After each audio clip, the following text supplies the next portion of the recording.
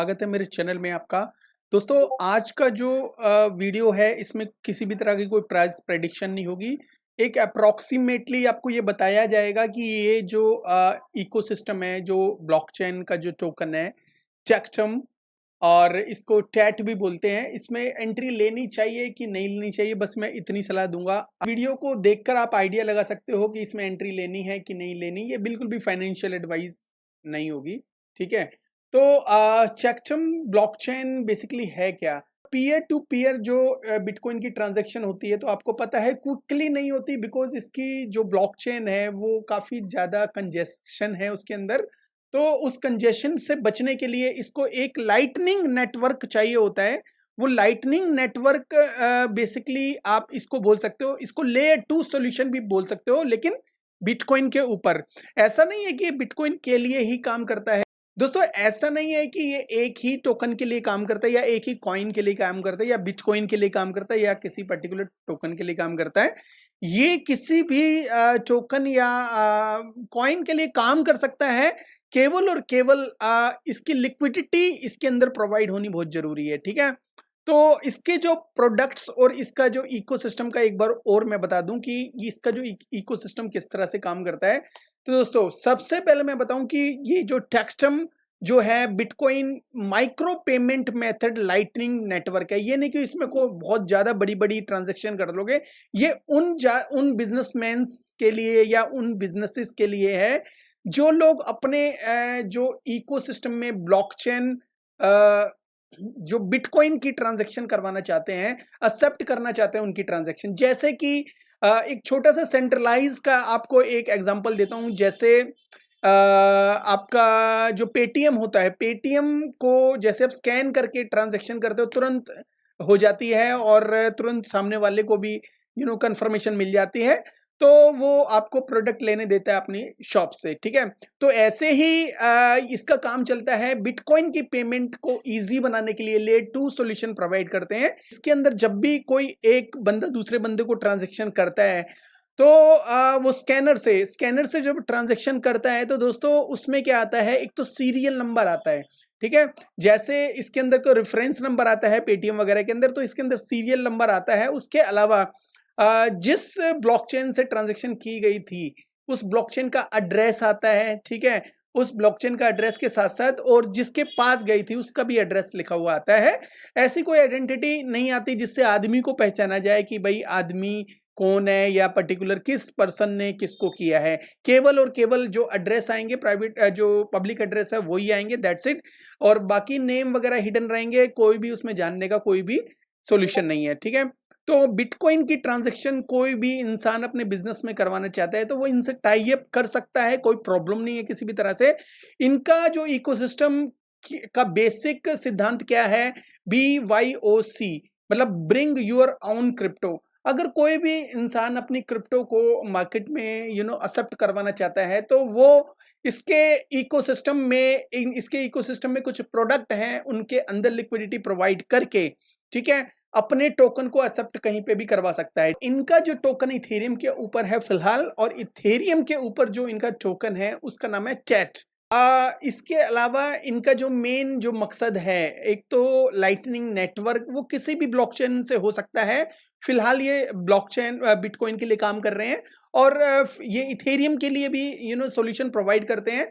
तो ऐसे ही किसी भी ब्लॉकचेन या किसी भी टोकन के लिए सॉल्यूशन, लाइटनिंग सॉल्यूशन प्रोवाइड करते हैं। इसका जो 1 सेकंड के अंदर 1.3 मिलियन के आसपास ट्रांजैक्शन हो सकती है। तो अगर वीजा को देखा जाए और मास्टर कार्ड को देखा जाए तो ये इकोसिस्टम उससे भी ज्यादा मजबूत है। इनका एक टोकन है, टैट टोकन है, ठीक है, जो इनके इकोसिस्टम या टाई अप्स के लिए यूज वगैरह हो सकता है। तो दोस्तों ये सारी ट्रांजैक्शन आप ब्लॉकचेन के एक्सप्लोरर में देख सकते हो, ठीक है। ये बिटकॉइन के ऊपर अभी फिलहाल काम कर रहा है और BTC के काफी सारे आप यहाँ पे ट्रांजैक्शन देख सकते हो, ठीक है।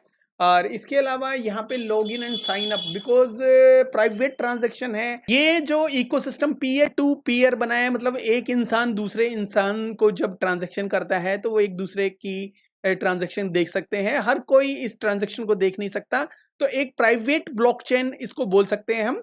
और इसके अंदर जब ट्रांजैक्शन होती है तो एक तो बहुत फास्ट हो जाती है बिकॉज ऑफ लाइटनिंग नेटवर्क, और दूसरा जब भी एक बंदा दूसरे बंदे को ट्रांजैक्शन करता है क्विकली ट्रांजैक्शन होने की वजह से वो कंफर्मेशन भी एक दूसरे को कर देते हैं, और ये इजी टू एक्सेप्ट भी हो जाता है। इसके बाद सॉफ्ट नोट के अंदर एक तो बीटीसी क्रिप्टो वॉलेट क्रिएशन होता है कि किसी भी तरह का एक वॉलेट आप रेडी कर सकते हो उसके अंदर, और बीटीसी या किसी और भी क्रिप्टो का, जो भी क्रिप्टो आप एक्सेप्ट करवाना चाहते हो, ठीक है।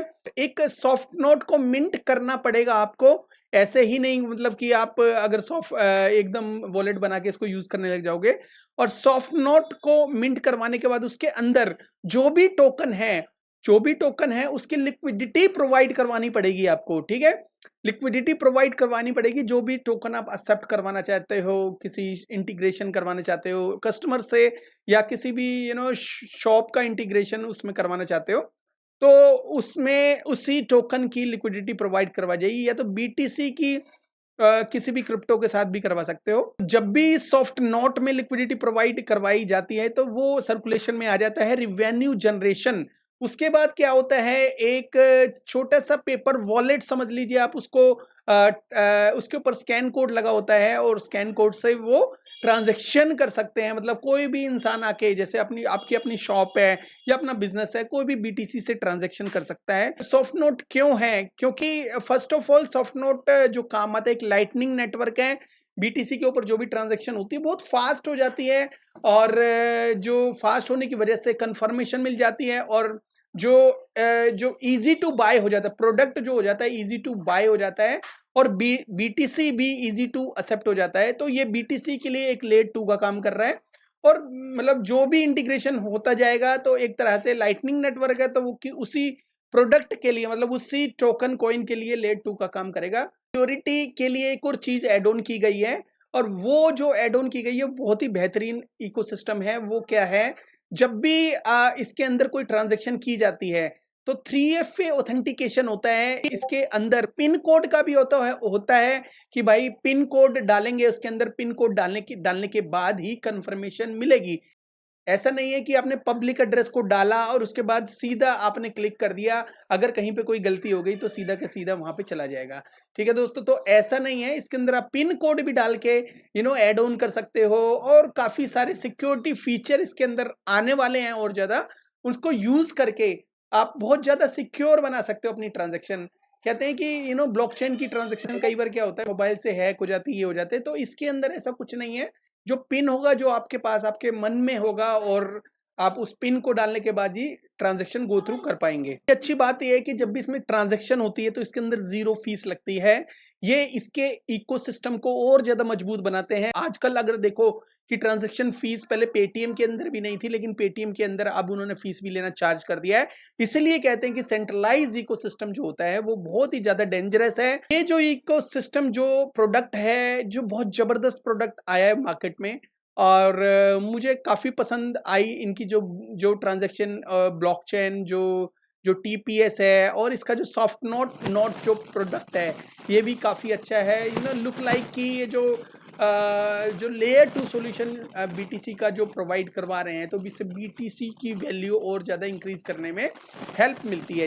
अब जाते हैं दोस्तों, इसका जो प्राइस देख लेते हैं। दोस्तों इसका जो प्राइस है वो $11 के आसपास है, मतलब $12 ही समझ लो, 11.94। और अगर इसकी मार्केट कैप देखा जाए तो मार्केट कैप तो काफी लो है, 6 मिलियन के आसपास, मतलब 7 मिलियन काउंट कर सकते हो, ठीक है। 7 मिलियन मार्केट कैप है, और जो इसके जो टोटल जो मार्केट में है इस वक्त सर्कुलेशन में, जो 573 मिलियन के आसपास है, जो देखा जाए तो बहुत ही कम टोकन मार्केट में है। जो भी इसका जो मैक्सिमम सप्लाई है उसका 6% है, और मैक्सिमम सप्लाई इसकी 10 मिलियन ही है, ज्यादा नहीं है, इससे ज्यादा। तो इसका मतलब ये है कि इसके अंदर 6% ही टोटल जो टोकन है, मैक्सिमम जो टोकन है उसका जो 6% ही मार्केट में अवेलेबल है।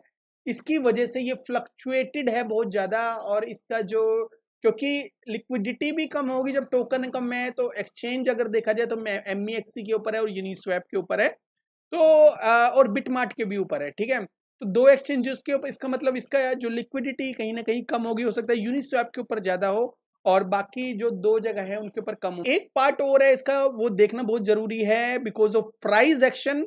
तो इसका जो प्राइस जानने के लिए आपको सबसे पहले इसके जो ब्लॉकचेन के एड्रेस के ऊपर जाना पड़ेगा। इसका जो एक वॉलेट है उसके अंदर 94% के आसपास सप्लाई है, जो ह्यूज होती है, बहुत ज़्यादा होती है। तो 94 बिकॉज़ 6% है, काफ़ी कम मार्केट में है, जिसकी वजह से इसका जो $12 के आसपास प्राइस दिखा रहा है। इसका सर्कुलेशन जो सप्लाई है दोस्तों, अगर इतनी रहती है और मार्केट कैप बढ़ जाता है तो प्राइस और ज़्यादा बढ़ सकता है, लेकिन कहीं ना कहीं बहुत ज़्यादा रिस्क है बिकॉज 6% मार्केट में है और बाकी जो 94% है वो एक ही वॉलेट के अंदर है, जो बहुत ही ज़्यादा रिस्की है। फ्यूचर में ये बहुत अच्छा जा सकता है, ऐसी बात नहीं है, नो डाउट अबाउट इट। जब ये मार्केट कैप है ये बढ़ेगा और इसकी जो सप्लाई मार्केट में आएगी तो इसका जो प्राइस है कहीं ना कहीं इफेक्ट डाल सकता है। हो सकता है ये सर्कुलेशन मार्केट में कब लेके आए, जब ये $100 का हो जाए, ये भी हो सकता है। लेकिन मैं जो रिस्क नहीं लेना चाहता, मार्केट में ऑलरेडी काफ़ी लो सप्लाई है कि ये पता नहीं कब जाके सप्लाई मार्केट में, कोई डाटा वगैरह मुझे मिले नहीं इसका।